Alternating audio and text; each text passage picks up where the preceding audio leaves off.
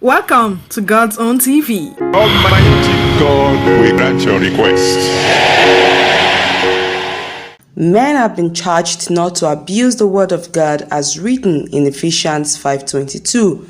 Billionaire and a God's General, Pastor Mrs. Folorunso Alakija, while addressing men, said that many husbands have abused the meaning of the word submission as described in the Bible. According to her, many men have interpreted it to mean that they must control their wives.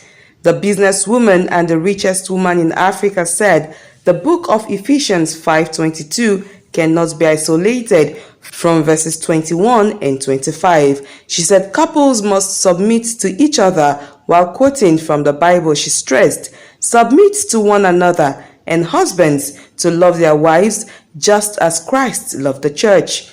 Faulting the marriage system of men controlling their wives, she said, we find that husbands don't want to concern themselves with verse 21, which says, submit to one another, but chose to camp with wives, submit to your husbands.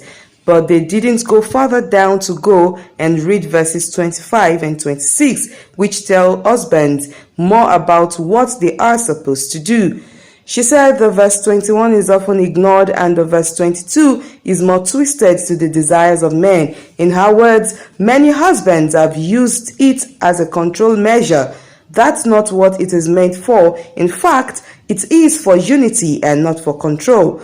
The woman of God went further to explain what submission should mean in the home. She said, as a Christian wife, it is your God-given duty to submit to and obey your husband as both of you submit to one another and Christ. Mrs. Alakija, who has been married for over 30 years, admonished that while there are many references in the Bible about how a woman should behave in marriage, there are also scriptures that guide men on how they ought to treat their wives. Often overlooked, however, is that men are equally obliged to love, nourish, and cherish their wives, she said. She then concludes by requesting that Christian husbands should not abuse their authority. Let the word of God in Ephesians 5:21 to 25 guide you in leading a peaceful marriage.